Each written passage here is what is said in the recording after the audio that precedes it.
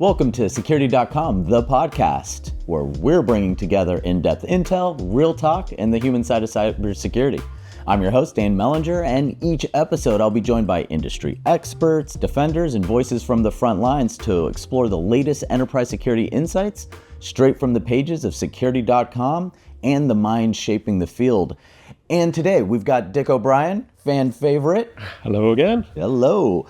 And we're talking about something particularly pertinent in today's day and age in end of March 2026, but that's the evolving cyber threats coming out of Iran. So yeah, this is something that's taken up a lot of our time at the moment for obvious reasons. Iran is always composed a significant proportion of our workload. They've always been very active in cyberspace. But obviously it's a big priority now for us. So maybe I'll start at the start and talk about Iran in general. Iran is one of the major powers in cyberspace. They probably punch above their weight relative to the power they exert in the real world. They have a very active cyber espionage component. Mostly their units either attached to the Islamic Revolutionary Guard Corps or the Ministry of State Security. So they do old-fashioned espionage attacks, long-term intrusions where they're spying on people or stealing sensitive data. But in addition to that, they are known for having quite a disruptive or destructive capability. This is one of the hallmarks of Iranian cyber activity, is that they, when they want to or when they feel the need to, they unleash destructive attacks, so disk wiping malware, for example. And that is probably one of the things that we're on high alert for at the moment, because if there's ever a time that they're going to be doing stuff like this, they'll be doing it now.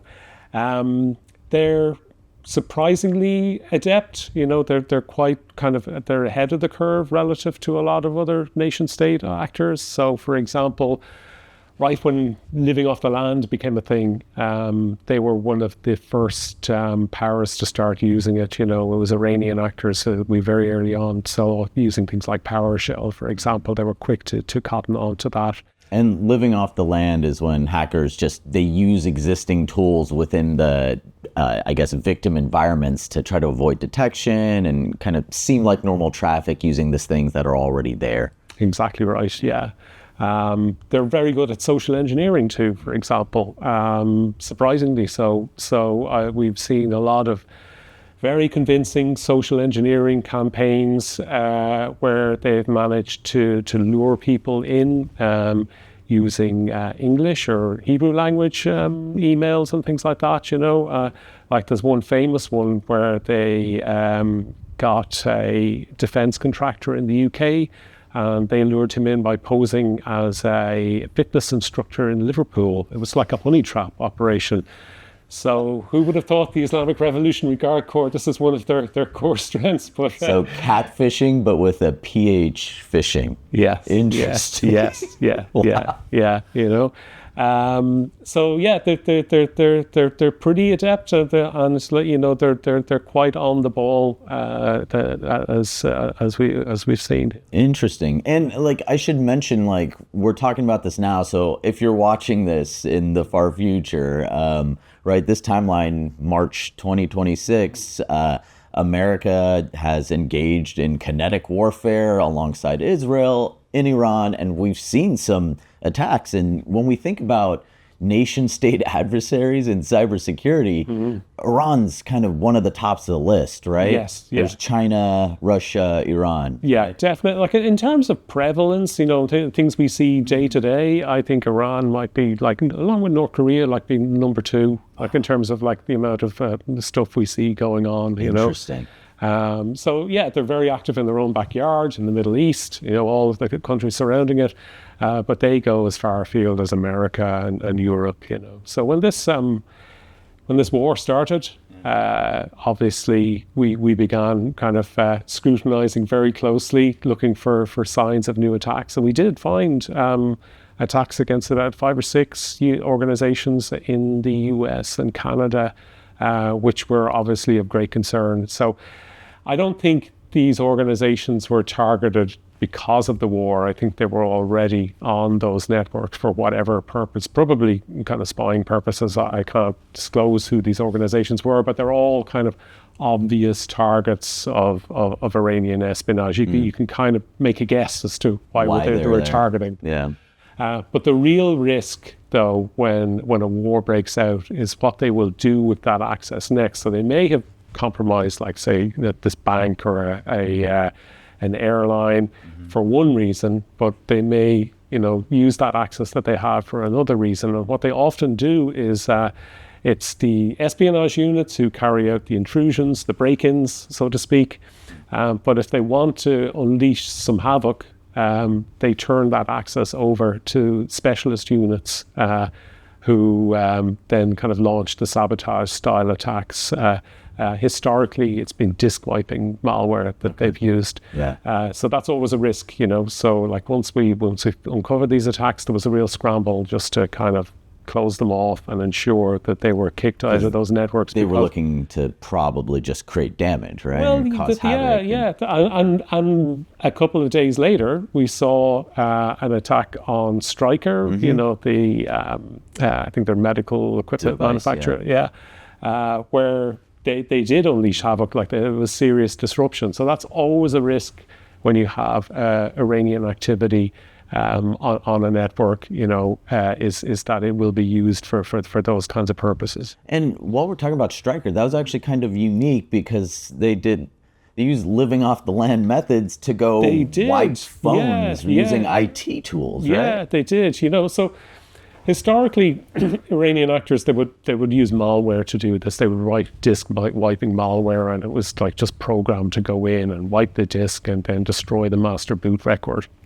And what they did this time was they didn't use any malware at all. They went into, they got access to their Microsoft Intune, which is like Microsoft's tool, a kind of cloud-based tool used to manage all Microsoft endpoints. And they got access to that and then just started issuing commands there. Classic living off the land, Yeah.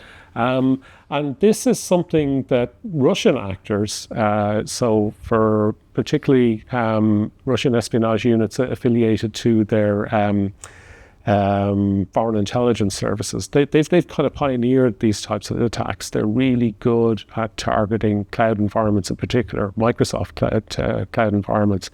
And I think the Iranians have been sitting up and taking notice and realizing, we don't really have to write any malware here, which of course is going to potentially raise alarms before it is effective. So they copied those tactics and then used them to their own ends. The Russians don't tend to wipe endpoints, but they just like to stay on them, But I'm pretty sure that this is how they learned it. Yeah, I think Russia, their MO in Ukraine for a while is they'd sit on networking hardware, right? Yeah, and just intercept traffic and see what they can find. Yeah. So they're really good at, they love going after Microsoft Exchange server, for example. But in Ukraine, there's a whole bunch of webmail services that they use there. And there's another Russian espionage unit that are attached to their military intelligence service. And they're kind of going heavily after webmail services in Ukraine at the moment. They have this kind of exploit toolkit that uses cross-site scripting vulnerabilities to harvest emails, harvest credentials from them, and like email inboxes, they're a real jackpot in terms of people, intelligence data, gathering. Yeah. I mean, you don't really need to be on somebody's computer. If you have access to their inbox, you're seeing pretty much everything. Yeah. Interesting. Yeah. Well, and like that, and actually brings up kind of a, I guess, disturbing new reality, but kinetic warfare today is very much like Russia started with kind of cyber attacks in Ukraine, right? Yeah. And Iran, that's the main way they've seemed to do a lot of the damage thus far in response. Yeah, it's an example of asymmetric warfare, so obviously compared to the United States and Israel combined, militarily they're at a serious disadvantage. Everybody knows that. But I think they do feel that cyberspace is one of those areas where they can strike back and that they may be, it's more of an equal fight, so to speak, you know. So it's a real risk at the moment, because I think that they see cyberspace as one area where they can really retaliate, and I think they're probably going to make the most of any opportunity they can get in the next couple of weeks or months, depending how long the conflicts last. Interesting. Has Iran, have they always been kind of number two, right? Or like, have they been developing this capability? They've been developing it. You know, when I started out working in this industry, you know, so it's like 13 years ago now, I think China and Russia were the big adversaries, you know, and Iran, it was a bit further down the list. But like, you know, as I said earlier on, now in terms of prevalence and the number of attacks we see, probably Iran is like nearly number two at the moment from nation state actors, at least. Wow. So seems like they've really invested in that capability, particularly because, I mean, they've been waging active, you know, kind of sorties against the West. Exactly. In general. Yeah. They've realized its importance, that they've invested, and they're quick studies as well. They really learn from other actors and start implementing what they've seen others doing. And indeed, they've been pioneers, you know. Not many people know this, but the current template for ransomware attacks, for example, was developed by two Iranian guys. So, you know, you remember back in the day, ransomware was very much like it'd be sent by email, it would encrypt one computer, and the idea of intruding on a network and encrypting all of their computers at once, that was pioneered by a group called SamSam. We didn't know who they were at the time, but we kind of said, this is going to be a thing. This is really effective. Yeah. And then a few years afterwards, these two Iranian guys were indicted in the US, and we've never heard anything more from them ever since, but they invented that type of ransomware attack. Wow. Yeah. Okay. Interesting. Going deep cuts into the threat intel. Well, I guess... knowing that, you know, things are likely imminent, right, coming from Iran, what are some of the toolkits, right? What are some of the recommendations for, one, target countries? So the United States definitely among those. Like, what should defenders be looking out? I think from a defender perspective is to be aware of the fact that if you are based, or if you have operations in any country that Iran kind of sees itself as being hostile, you know. So the United States and Israel, obviously, but I think probably a lot of other countries as well, is to realize that you're probably a target. And it's not necessarily that you have to be working in or be involved in a particularly strategic sector, like you don't have to be a government organization or a defense company. I think in a time like this in particular, it's just where you are. I think they're under serious pressure. They're desperate to make an impact. So they'll hit any US organization, I think, for example. They're not going to be selective. They're just going to hit anybody that they can. So awareness that you can be a target is a big thing. And then from a defense perspective, I think it's just be very aware of how intruders get in these days. Unpatched vulnerabilities in public-facing systems is still really a major attack vector. So, be on top of your software updates. Credential theft is another thing as well. So you need to have strong credential policies. You need to regularly change credentials, and you need to use MFA on everything that you possibly can. And also, use a best-of-breed multi-layer security solution, like the ones we make. Yeah, absolutely.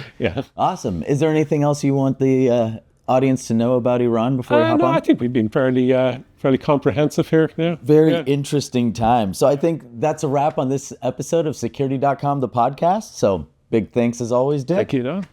You can check out more insights and technical deep dives at security.com. We actually have a very deep analysis of some of the most recent Iranian attacks that's live right now. Don't forget to subscribe, rate, and share the show with your fellow defenders. Thanks for watching. And remember, stay sharp, stay curious, and stay human.